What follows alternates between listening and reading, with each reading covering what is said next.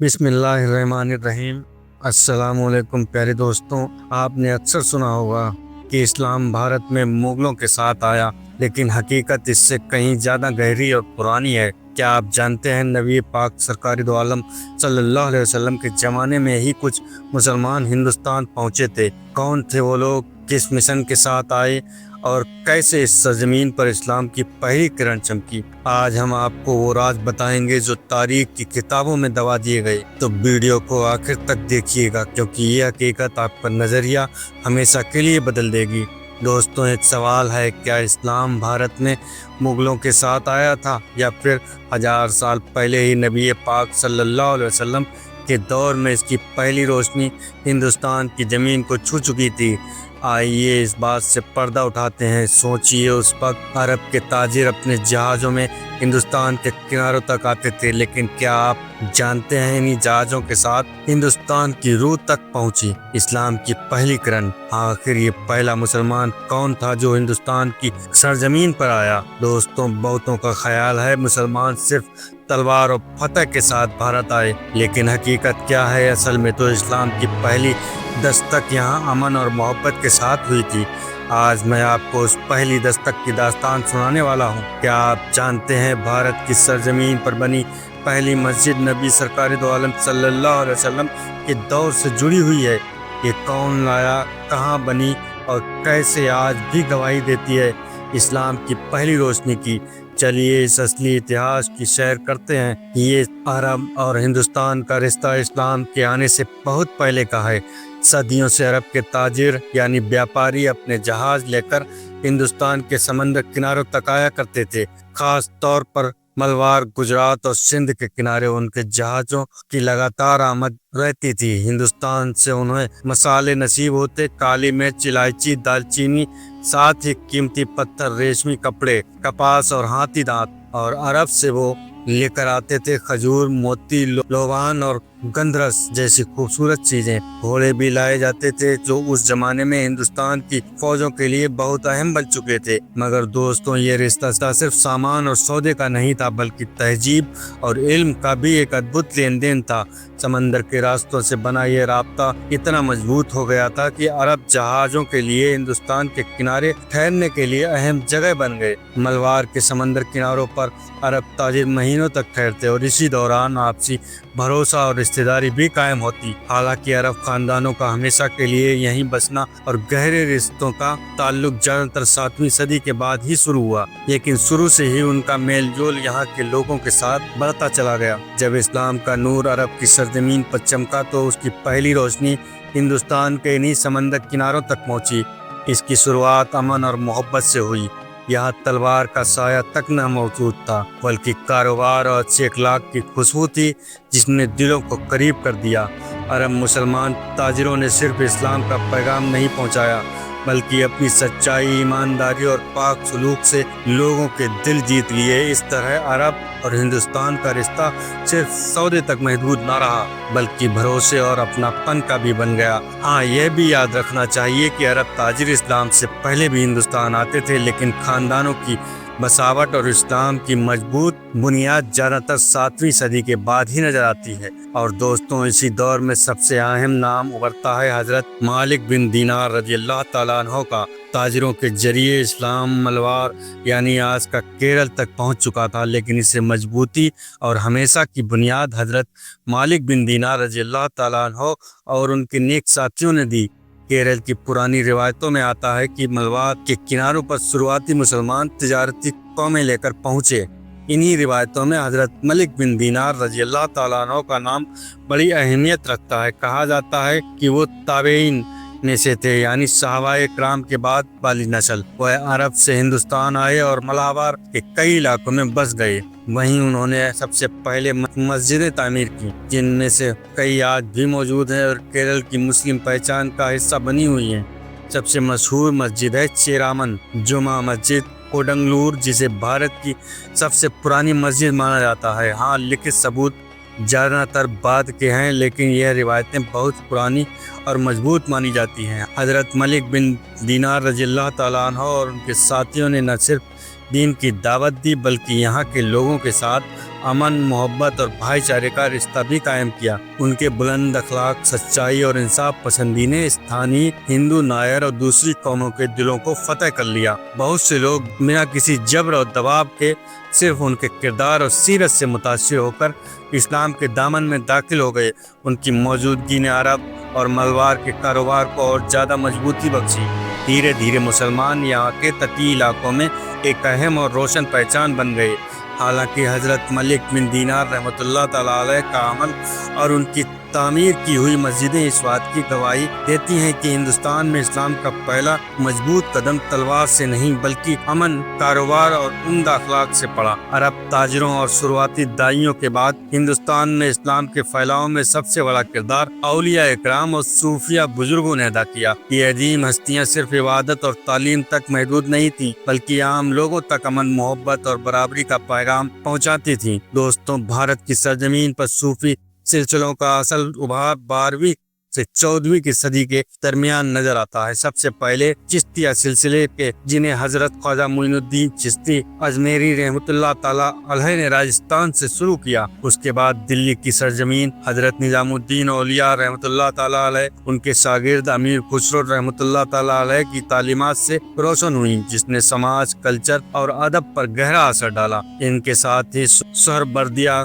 قادریہ، نقشبندیہ سلسلے کے بزرگ بھی الگ الگ علاقوں میں دین کی خدمت میں مشغول رہے۔ صوفیہ کا انداز یہی تھا کہ وہ قدم قدم پر گاؤں گاؤں، شہر شہر جا کر لوگوں سے ملتے، ان کی پریشانیاں سنتے اور مدد کرتے۔ ذات پات، اونچ نیچ اور مذہبی تفریق کو مٹا کر انسانیت کی سب سے خوبصورت مثال قائم کرنا ہی ان کی پہچان بن گئی تھی۔ ان کی خانقاہیں صرف دین کی تعلیم کا مرکز نہیں بلکہ غریبوں کی روٹی کا ذریعہ، بیماروں کا علاج کا سہارا اور مسافروں کے ٹھہرنے کی جگہ بھی تھی۔ یہی وجہ ہے کہ اسلام کا پیغام تلوار سے نہیں بلکہ محبت اور سچائی سے لوگوں کے دلوں میں اترتا گیا اور لوگ اپنے دل کی رضامندی سے اسلام میں داخل ہوتے چلے گئے۔ لیکن دوستوں، اس سفر کی ایک اور اہم کڑی 8ویں صدی کی شروعات سے جڑتی ہے۔ سن 711 عیسوی یعنی 92 ہجری میں عرب اور ہندوستان کی سرحد پر وہ واقعہ پیش آیا جس نے آنے والی کئی صدیوں کا رخ بدل دیا تھا۔ فتح سندھ، جس کی قیادت صرف 17 برس کے نوجوان سپہ سالار حضرت محمد بن قاسم کر رہے تھے، وہ عموی خلافت کے مشہور گورنر حجاج بن یوسف کے رشتہ دار تھے۔ جنگ و سیاست دونوں میں ماہر مانے جاتے تھے۔ اس وقت عرب اور ہندوستان کے درمیان تجارت کا سلسلہ بے حد اہم تھا، لیکن ایک بڑا حادثہ ہوا۔ عرب تاجروں کا ایک جہاز جس میں عورتیں، بچے اور قیمتی تحفے تھے، دبل، آج کا کراچی کے کنارے، لٹ گیا۔ لٹیروں نے عورتوں اور بچوں کو قید کر لیا۔ یہ خبر جب عراق کے گورنر حجاج بن یوسف تک پہنچی تو ان کا دل جوش سے غیرت سے بھر اٹھا۔ وہ بہت طاقتور اور سخت مزاج حاکم تھے اور ولید بن عبد الملک کے سب سے بھروسے مند افسروں میں سے تھے۔ انہوں نے خلیفہ سے اجازت لے کر اپنے ہی رشتہ دار نوجوان سپہ سالار حضرت محمد بن قاسم کو اس مہم پر روانہ کیا۔ محمد بن قاسم اس وقت صرف 17 سال کے نوجوان تھے، لیکن ان کی بہادری، عقل مندی اور عدل و انصاف کی مثال سب کو معلوم تھی۔ عرب کے مشہور قبیلے سے تعلق رکھتے تھے اور چھوٹی عمر سے ہی جنگ کا تجربہ اور انصاف کی پہچان بن چکے تھے۔ وہ ایک بڑی فوج لے کر مکران کے راستے دبل پہنچے۔ وہاں ان کی جنگ سندھ کے بادشاہ راجہ داہر سے ہوئی۔ جنگ بےحد سخت اور پرشور تھی، لیکن آخرکار مسلمانوں کو فتح نصیب ہوئی اور راجہ داہر ہلاک ہوئے۔ فتح کے بعد محمد بن قاسم نے صاف حکم دیا کہ عام لوگوں کو کوئی نقصان نہ پہنچے۔ جو لوگ امن چاہتے ہیں ان کے ساتھ صلح کی جائے۔ دبل میں انہوں نے پہلی مسجد کی نیب رکھوائی جو ہندوستان میں اسلام کی پہلی روشن نشانی بنی۔ اس کے بعد انہوں نے نیرون، صاحبان، امان آباد اور آخر میں الور یعنی سندھ کی راجدھانی تک فتح حاصل کی۔ بہت سے شہر بنا جنگ کے صرف صلح کے ذریعے مسلم حکومت میں شامل ہو گئے۔ جہاں جنگ ہوئی وہاں بھی انہوں نے مندروں اور استھانی روایتوں کو برقرار رکھا۔ غیر مسلموں کو اپنی مذہب پر رہنے کی پوری آزادی دی گئی، بس جزیہ ادا کرنا ہوتا تھا جو شریعت کا حصہ تھا۔ محمد بن قاسم نے نہ صرف جنگ جیتی بلکہ ایسا حکومتی نظام قائم کیا جس سے مسلمان اور غیر مسلمان دونوں امن، انصاف اور برابری سے رہ سکیں۔ ان کے عمدہ اخلاق، رحمت اور انصاف نے لوگوں کا دل جیت لیے۔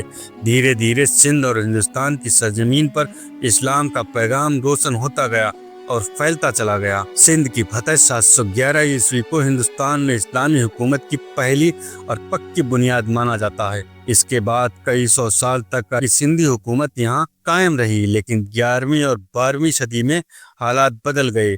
سب سے پہلے محمود غزنوی آئے۔ اس کا زمانہ 971 سے 1030 عیسوی تک رہا۔ اس نے کئی بار ہندوستان پر حملے کیے، جن میں سومنات کا مشہور سفر بھی شامل ہے، مگر غزنوی کا اصل مقصد یہاں کوئی استھائی حکومت قائم کرنا نہیں تھا، بلکہ یہ زیادہ تر جنگ اور مال غنیمت یعنی جنگ کا سامان حاصل کرنے آتا تھا۔ اصل موڑ تب آیا جب محمد غوری میدان میں اترا 1192 عیسوی میں۔ ترائن کی دوسری جنگ ہوئی۔ اس میں غوری نے اجمیر اور دلی کے راجپوت بادشاہ پرتھوی راج چوہان کو شکست دی۔ یہ صرف ایک جنگ نہیں تھی، بلکہ پورے اتری ہندوستان کا نقشہ بدل دینے والا واقعہ تھا۔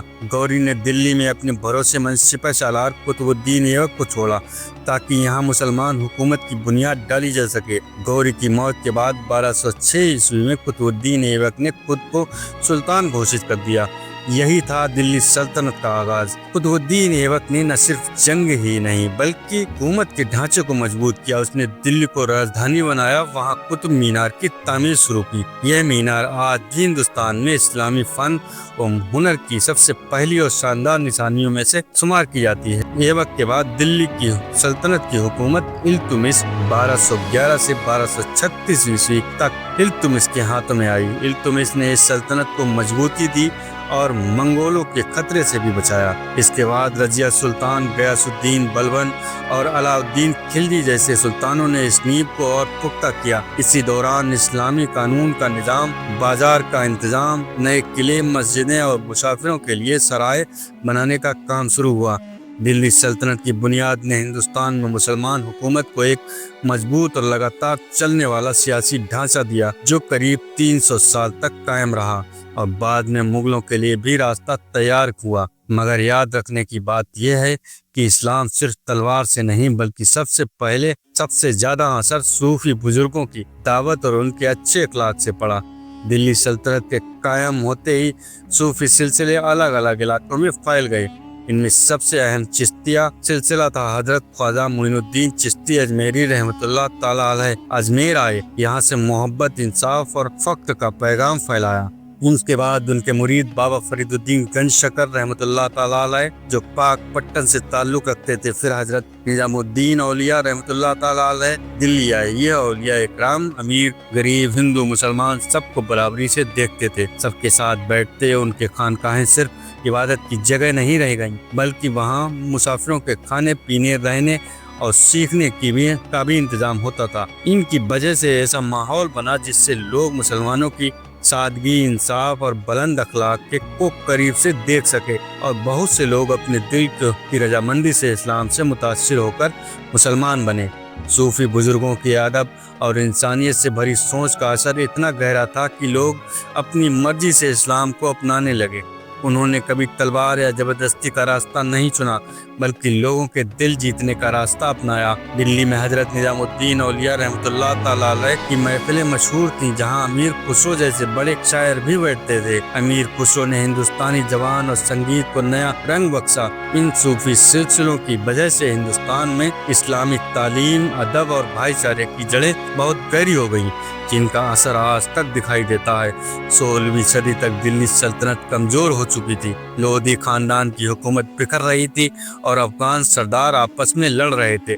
ایسے حالات میں ظہیر الدین محمد بابر آیا۔ بابر نسل سے تیمور اور چنگیز خان دونوں کا وارث تھا۔ اس نے پہلے سمرقند اور فرغانہ کی حکومت کھو دی، لیکن پھر اس کی نظر ہندوستان پر آئی۔ 23 سال تک وہ پنجاب اور سرحدی ہند کی طرف چھوٹے چھوٹے حملے کرتا رہا، لیکن اصلی فیصلہ 1526 عیسوی میں ہوا، جب پانی پت کے میدان میں بابر اور دلی کے سلطان ابراہیم لودھی آمنے سامنے ہوئے۔ بابر نے توپ خانے اور تلگانہ یعنی دشمن کو چاروں طرف سے گھیرنے کی چال کا استعمال کیا اور لودھی کی بڑی فوج کو شکست دی۔ یہی تھی پہلی جنگ پانی پت، جس نے دلی کی تقدیر کو بدل ڈالا اور مغل سلطنت کی بنیاد رکھی۔ اس کے بعد بابر کو افغان سرداروں اور میواڑ کے مشہور سلطان راڑا سنگا سے بھی جنگ لڑنی پڑی۔ سن 1527 عیسوی میں خانوا کی جنگ میں بابر نے راڑا سنگا کو شکست دی۔ پھر 1529 عیسوی میں گاگرا کی جنگ میں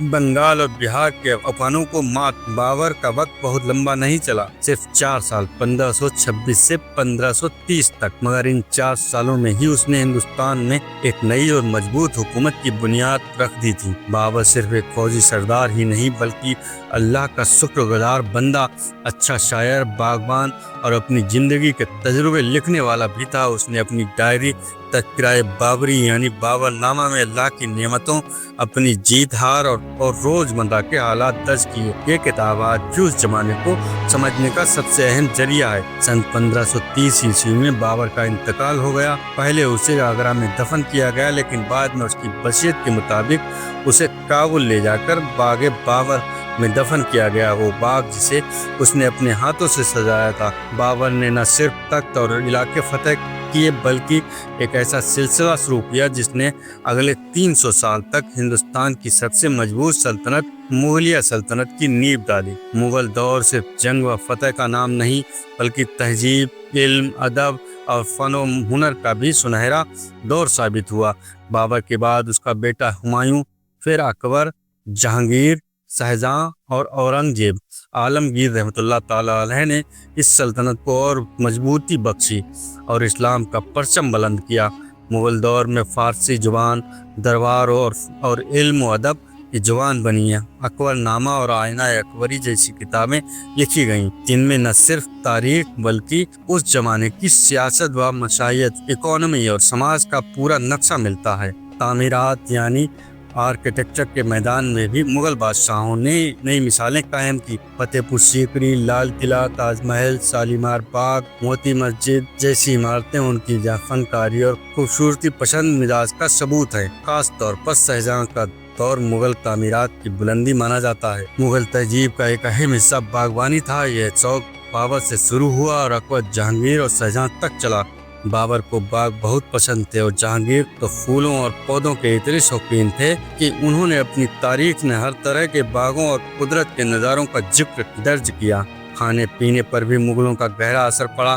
آج جن پکوانوں کو ہم عام سمجھتے ہیں جیسے قورمہ، بریانی، کباب، شیرمال، نام، یہ سب مغل دور کی دین ہے۔ اسی طرح کپڑے، زیورات، پینٹنگ، چھوٹی چھوٹی تصویریں بنانے والی کی کلا اور ہاتھی گھوڑوں کی سجاوٹ بھی اسی تہذیب کا حصہ بنی۔ یعنی مغل سلطنت نے ہندوستان میں ایک ایسا کلچر چھوڑا جو صرف مسجدوں اور قلعوں تک سیمت نہیں رہا بلکہ ہماری روزمرہ کی زندگی میں بھی آج تک زندہ ہے۔ مغل دور میں سیاست کی فوج جتنی اہم تھی اتنی ہی اہم اسلامی قانون یعنی شریعت کو بھی دی گئی۔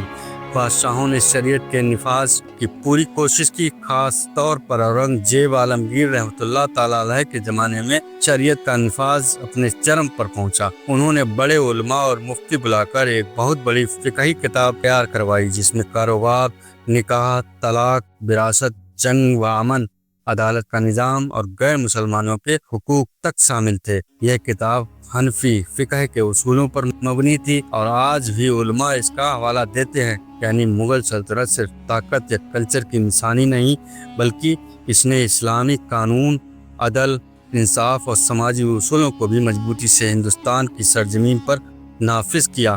مسلمانوں کے ہندوستان میں قدم رکھنے سے لے کر مغل سلطنت کے پتن تک تقریباً 1000 سال کا سفر اس ملک کی تہذیب، سیاست اور سماج پر گہرا اثر چھوڑ گیا۔ سب سے پہلے انصاف اور انذاروں کا نظام مغلوں اور ان سے پہلے کی سلطنتوں نے عدالت اور فوج کا ایک مکمل ڈھانچہ قائم کیا۔ قاضیوں، صوبے داروں اور امراؤں کا ایک سلسلہ بنا جس نے حکومت کو ہر کونے تک پہنچایا۔ مغل سلطنت نے عدالتوں اور قاضیوں کے لیے قرآن، حدیث، صحابہ کا عمل اور علماء کے فیصلے سب سے اہم ذریعہ رہے۔ اسلامی قانون صرف مسلمانوں پر ہی نہیں بلکہ غیر مسلمانوں پر بھی لاگو ہوتا تھا۔ انہیں ذمہ کہا جاتا تھا۔ انہیں اپنے مذہب پر چلنے کی پوری آزادی تھی۔ ان کے مندروں اور گرجا گھروں کی حفاظت بھی کی جاتی تھی۔ ان کے ساتھ انصاف کیا جاتا تھا۔ سماج میں شریعت کے اصول بھی اپنائے جاتے تھے جیسے بڑوں کی عزت کرنا، غریبوں اور یتیموں کی مدد کرنا اور بازار میں صحیح تول معاف کرنا۔ یعنی شریعت صرف عدالتوں میں نہیں بلکہ پوری زندگی میں نافذ تھی۔ زبان اور ادب کی بات کریں تو مغل سلطنت کے دور میں فارسی زبان دفتروں اور ادب کی زبان بنی۔ اسی سے اردو کا جنم ہوا جو آج پاکستانی کلچر کی سب سے بڑی پہچان۔ امیر خسرو سے لے کر میر اور غالب تک کا ادبی سفر دراصل مسلمان حکمرانوں کے دور کی ہی دین ہے۔ تعمیر اور باغبانی کی مثالیں آج بھی پوری دنیا میں مشہور ہیں۔ تاج محل، لال قلعہ، فتح پور سیکری اور لاہور کا شاہی قلعہ یہ صرف عمارتیں نہیں بلکہ ایک سوچ، ایک نفاست اور انجینئرنگ کے کمال کی مثال ہیں۔ باغوں کا کلچر، خاص طور پر چار باغ کی روایت بھی اسی دور سے شروع ہوئی۔ مذہبی اور روحانی اثر کی بات کریں تو صوفی اولیاء، خانقاہیں اور درگاہیں ہندوستان کے سماج میں محبت اور انسانیت کا پیغام لے کر آئے۔ اجمیر شریف، حضرت نظام الدین اولیاء، ملک بن دینار رحمۃ اللہ تعالیٰ علیہ جیسے نام صرف مذہبی شخصیت نہیں تھے بلکہ سماج کو جوڑنے والے پل ثابت ہوئے۔ تجارت اور کلاؤں کا عروج بھی مسلمان دور کی بڑی پہچان رہا۔ اس وقت ہندوستان کا کپڑا، عطر اور ہست شلپ پوری دنیا میں مشہور تھا۔ بنگال کا مہین مسلم، گجرات کی بنائی یا لکھنؤ کی نفیس کڑھائی آج بھی اپنی شان بان بنے ہوئے ہے۔ آخر میں یہ کہنا غلط نہ ہوگا کہ مسلمان حکمرانوں نے نہ صرف تخت و تاج اور علاقے فتح کیے بلکہ ہندوستان کی تہذیب، ادب، تعمیر اور انصاف کا ایک ایسا سلسلہ شروع کیا جو صدیوں تک چلا اور جس کی گونج آج بھی ہمارے شہروں، بولی اور کلچر میں باقی ہے۔ تو پیارے دوستوں، ہماری آج کی اس ویڈیو میں بس اتنا ہی۔ امید کرتے ہیں آپ لوگوں کو ہماری یہ ویڈیو اچھی لگی ہوگی۔ اگر آپ کو ہماری یہ ویڈیو پسند آئی ہے تو اسے لائک کریں، اس پر کمنٹ کریں اور ہماری اس ویڈیو کو اپنے یار دوست رشتہ داروں کو بھی شیئر کریں تاکہ انہیں بھی جانکاری ہو، کیونکہ اگر ہم اپنا اتہاس جانیں گے نہیں تو خود کو پہچانیں گے کیسے۔ اللہ حافظ دوست۔